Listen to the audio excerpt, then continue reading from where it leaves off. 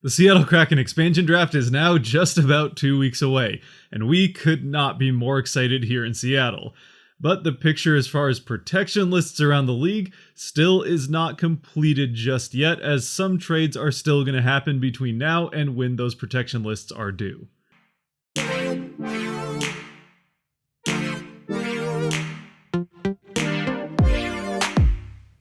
What's cracking, everybody? I'm Scott, and honestly, we really haven't heard that much as far as news is concerned from the Seattle Kraken since they announced Hackstall as the head coach, which, considering how close we're getting to the expansion draft, is honestly a little bit surprising.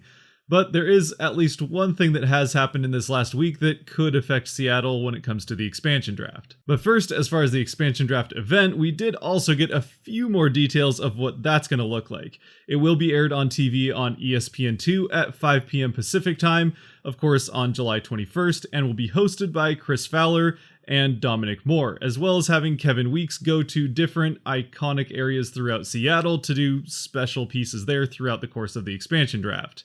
Of course, we still have no idea where those iconic places are going to be, or for that matter, we haven't heard anything from the Kraken as far as where potential places that fans could go to be a part of the live event will be either. But again, with the event just about 2 weeks away, I think we should be expecting to hear pretty soon a little bit more hard details about where fans can go to view this live. Of course, they're probably just waiting for me to get this video out in order to announce that, so that this immediately ages poorly, but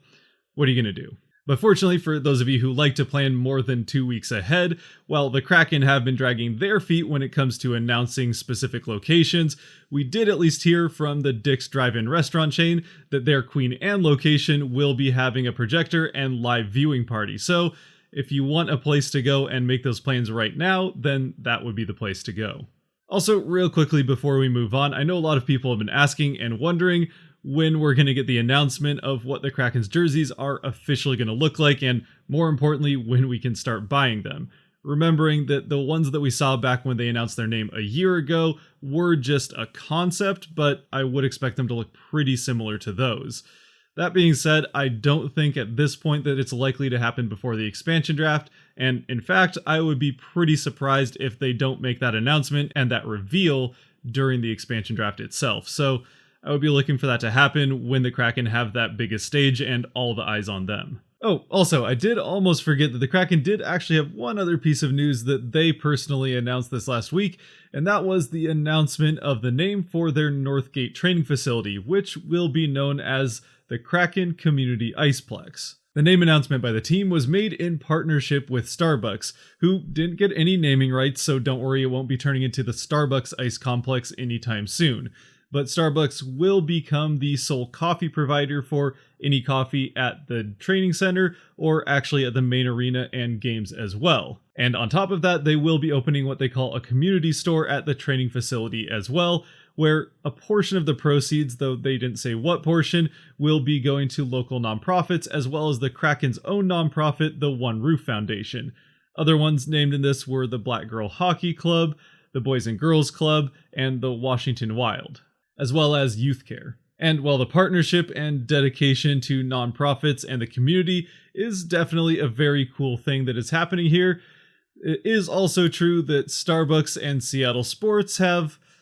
a bit of a history that I don't think too many multi-sport fans are gonna be forgetting anytime soon with what happened to the Sonics. Of course, Howard Schultz, who was one of the main people responsible for the moving of the Sonics, is no longer nearly as involved in Starbucks as he once was, but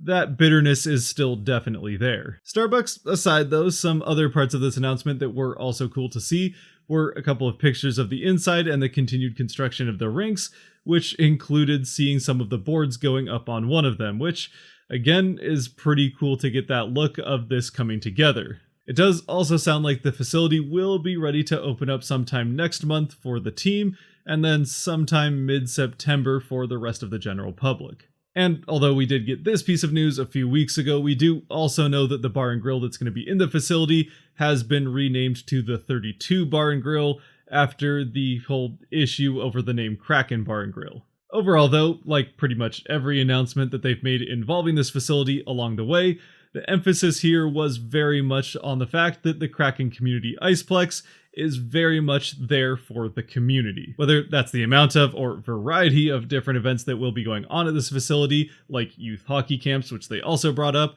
or again, that fundraising and work with non-for-profits that especially look to make the game of hockey more accessible to, again, especially youth who wouldn't otherwise be encouraged to or have the ability to play the game of hockey. But with that, let's now move on to that one piece of news that could end up affecting the Kraken and who they get in the expansion draft,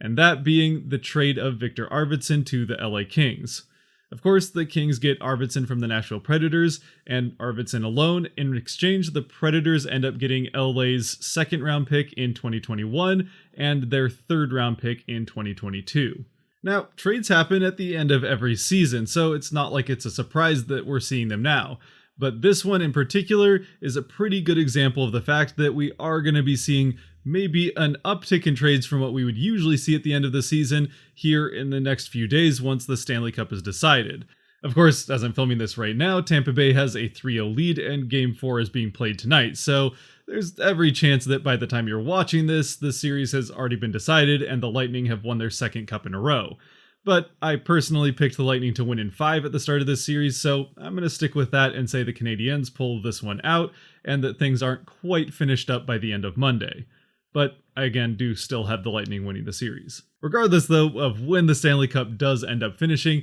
over the next couple of weeks at some point I would expect to see a few more trades like this one that are more affecting the middle of the lineup and those guys that are on the edge of protection lists as teams get ready for the expansion draft. And as far as this trade in particular with Arvidsson to the Kings, I think that is exactly what was happening here, as it seems like Nashville is making room on what looks to be a 4 protected forward protection list for Calle Järnkrok to be protected there. Of course, when it comes to the Predators, this is certainly one of the few teams that I do expect to be going that 4-4 protection route, and trading Arvidsson away, who was one of the 4 players I saw being protected, means that they do have room for either Calle Järnkrok or potentially Jakub Trenin. And ultimately, again, Seattle is probably going to end up taking a forward from this team. Originally in my mock draft, I had them taking Järnkrok, but I think it's most likely that he ends up getting that 4th protection spot now, so then either Jakub Trenin or Colton Sissons would be the pick. Between the two, again, assuming Järnkrok ends up getting that 4th protection spot, I would probably go for Trenin. Sissons is certainly the more established player, but he also has a pretty long-term contract, right around $3 million per year, while Trenin is under $1 million for one more season, at which point the Kraken can sign him to whatever contract they want, assuming they want to keep him around. Plus, it also comes with the fact that he's set to be an RFA at the end of next season, which gives Seattle even more control when it comes to that situation. Of course, if this move was to make move for Trenin on the protection list, then again, I think Seattle probably just takes Järnkrok. Meanwhile, in LA, the addition of Arvidsson to that protection list, which, yes, I think it's pretty safe to say he will be on, does mean that somebody is going to get booted off of the bottom of it. And this Kings protection list was already one that I thought had a fair amount of wiggle room and different ways that they could go, especially when it comes to the last spot or two on that forward end. So anything could still happen here, but based on the protection list I went with in my mock draft, I think that it's most likely that Trevor Moore is probably the one that ends up getting kicked off of this list, though it could also end up being Lias Andersson who is exposed. And either way, this could definitely end up shaking things up as far as who Seattle ends up taking from this team. Originally, I had Seattle taking Austin Wagner, but now with either Moore or Andersson available, there's a very good chance they go with one of those depending on who it is that ends up being exposed.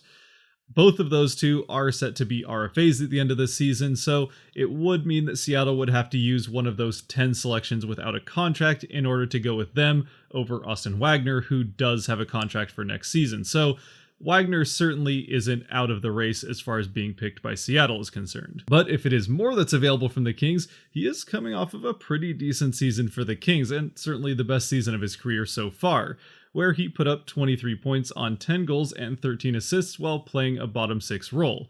Of course, if it's Andersson that ends up being available, we all know that he has quite a bit of talent, but also has a bit of a history with some maturity issues that he would have to figure out in Seattle. But with either one, I definitely could see an argument to take them over Wagner, even with Wagner having a contract already for next season. But I'd love to know what you guys think down in the comment section below. Who do you think ends up getting Arvidsson's spot in Nashville, and whose spot do you think Arvidsson ends up taking in LA? And how could that end up changing who Seattle ends up getting from either one of these teams? Otherwise, I think that does actually do it for this one, but we do have quite a bit more news that has to happen in the next couple of weeks, so I'll see you again soon. If you made it to this point, thank you very much for watching. If you did like or enjoy this video, there are buttons for that kind of stuff below, and again, I'd love to hear your thoughts. Otherwise, stay safe out there and be good to each other. Peace!